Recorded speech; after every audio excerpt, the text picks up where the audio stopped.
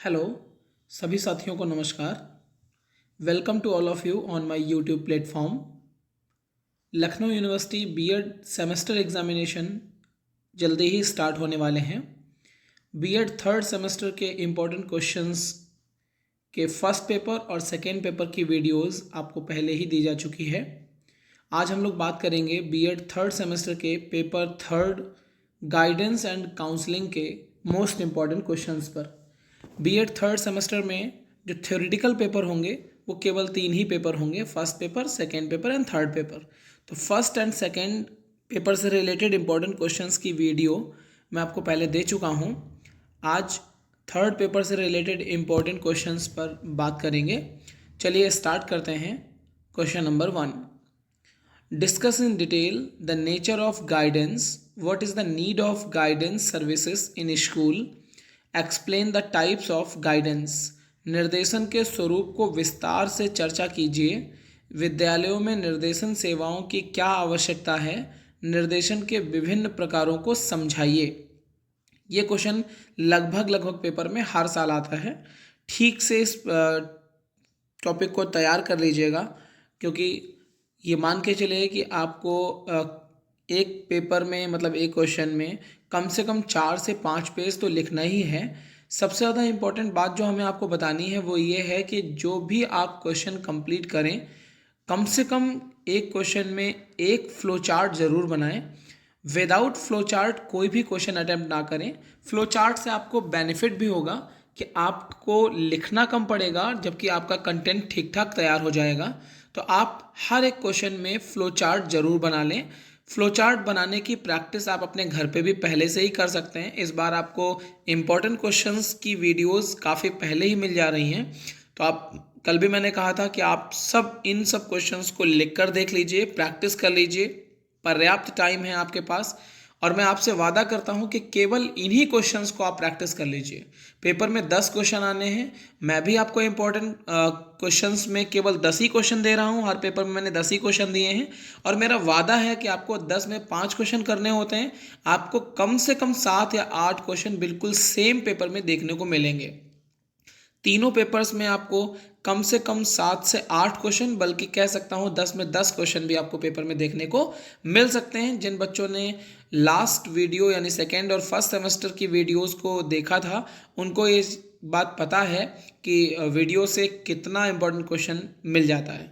तो आप बिल्कुल श्योर रहिए कि इन 10 क्वेश्चंस को अगर आप ठीक से अच्छे से प्रैक्टिस कर लेते हैं तो आपका पेपर ईजिली कंप्लीट हो जाएगा, और आपको पेपर लिखने में भी कोई परेशानी नहीं होगी। तो फ्लो चार्ट बनाकर देख लीजिएगा। अगर आपको फ्लो चार्ट बनाने में या किसी क्वेश्चन के आंसर राइटिंग में कोई परेशानी हो रही है, नीचे कमेंट बॉक्स में हमारा नंबर दिया हुआ है।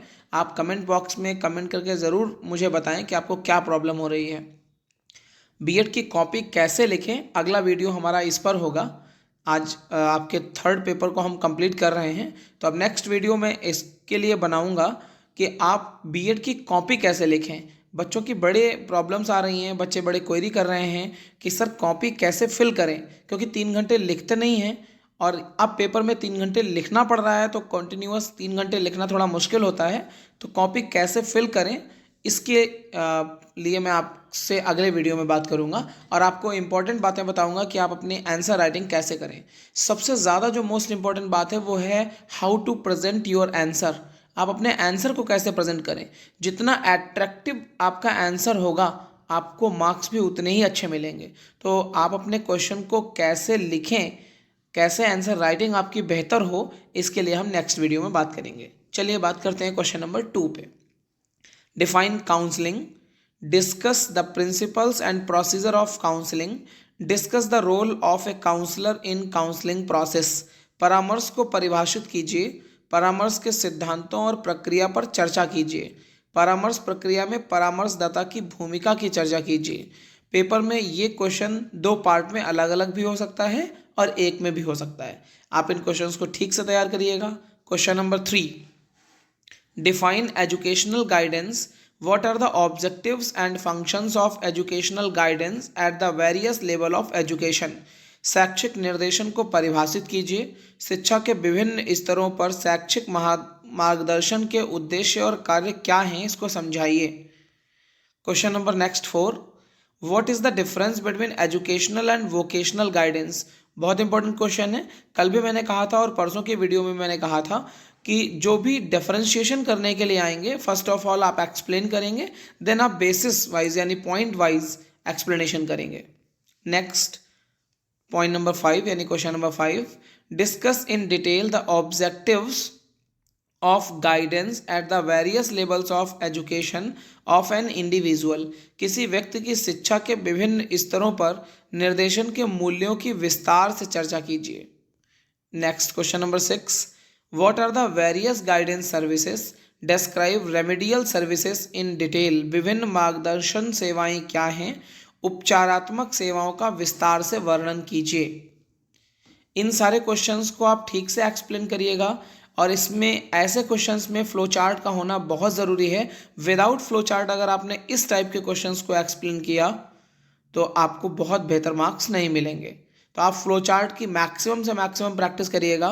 कल मैं आपको बताऊंगा भी कि फ्लो चार्ट कैसे बनाएं, किस किस क्वेश्चन में किस किस टाइप का फ्लो चार्ट बनेगा। Next question number 7, what is the need, objective and functions of guidance and counselling centres in schools. विद्यालयों में मार्गदर्शन और परामर्श केंद्रों के आवश्यकता, उद्देश्य और कार्य क्या हैं, स्पष्ट कीजिए। Question number 8, explain the qualities and role of a good counsellor in detail. यानी एक अच्छे परामर्शदाता की विशेषताओं एवं भूमिका का विस्तृत वर्णन कीजिए।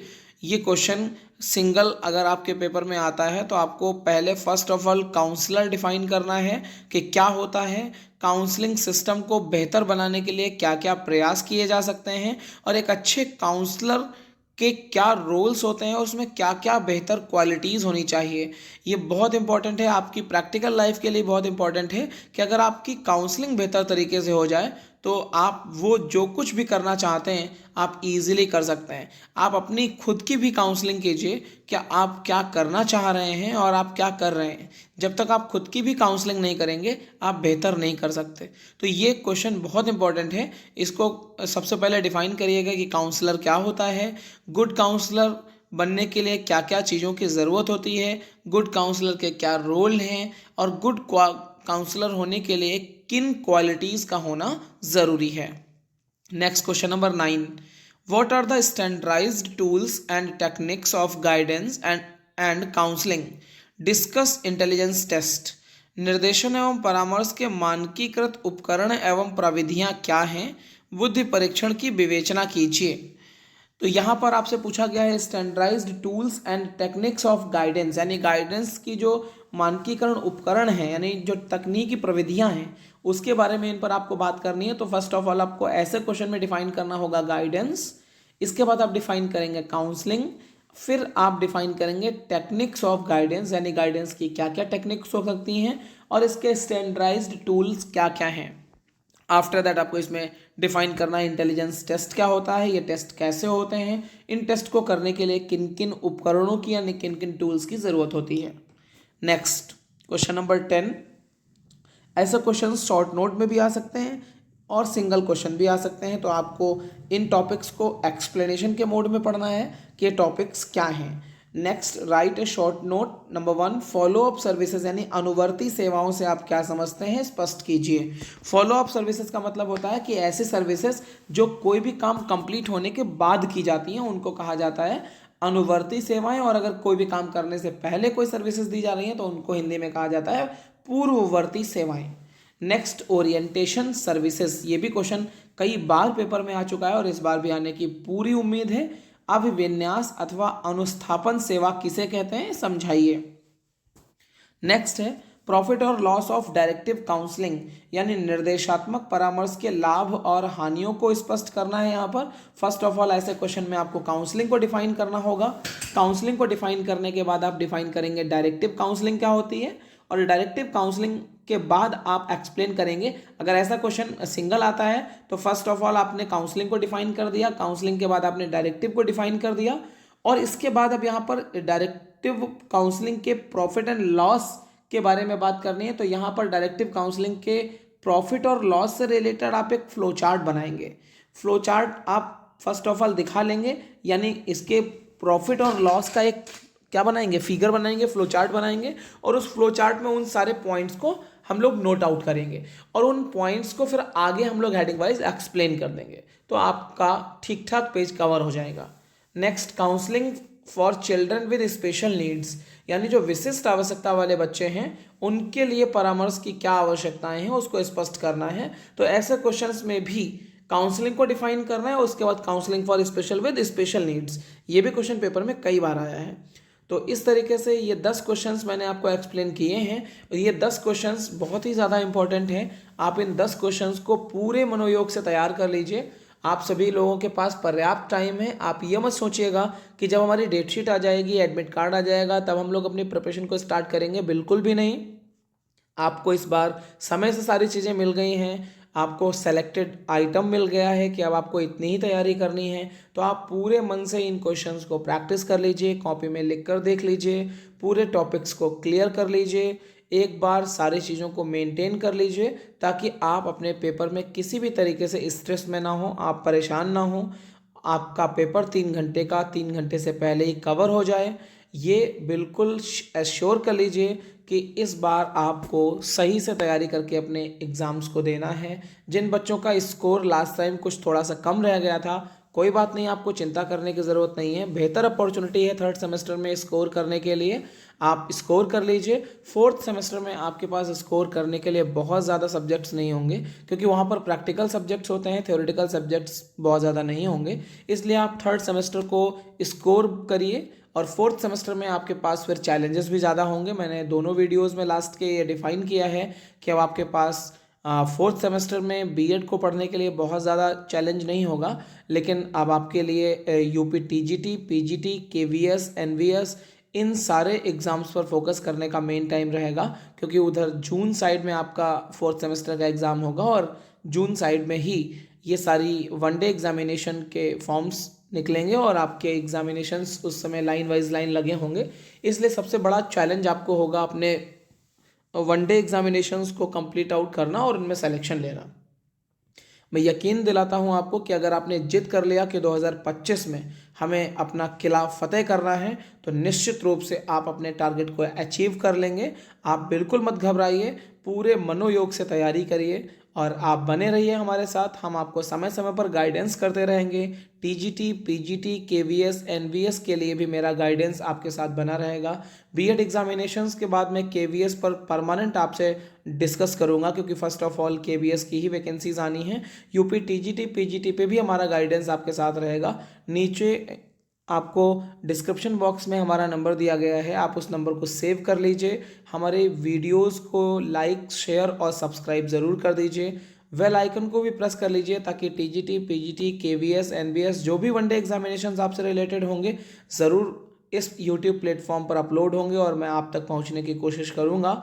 आपको भी कोई डाउट हो निश्चित रूप से आप मुझसे संपर्क करिए, मैं आपकी ऑलवेज हेल्प करूंगा। मुझे अच्छा लगता है कि आप मुझसे कांटेक्ट करते हैं, अपनी क्वेरीज़ पूछते हैं। मुझे आपकी क्वेरीज़ को सॉल्व करने में भी बहुत मज़ा आता है और आप लोग बिल्कुल विदाउट एनी हेजिटेशन आप मुझसे बात कर सकेंगे। आप मुझसे बात कर सकते हैं, आप मुझे व्हाट्सएप कर सकते हैं, मैं ज़रूर आपको रिप्लाई करूँगा और आपकी पूरी क्वेरी को सॉल्व करने की 100% कोशिश करूँगा। सभी साथियों को मेरी बीएड एग्जामिनेशन के लिए अग्रिम शुभकामनाएं। इस बार थर्ड सेमेस्टर में आप सभी बहुत बेहतर स्कोर करें और बहुत अच्छी तैयारी के साथ आप सभी लोग जाइएगा। सभी साथियों को प्यार भरा नमस्कार। Thank you so much.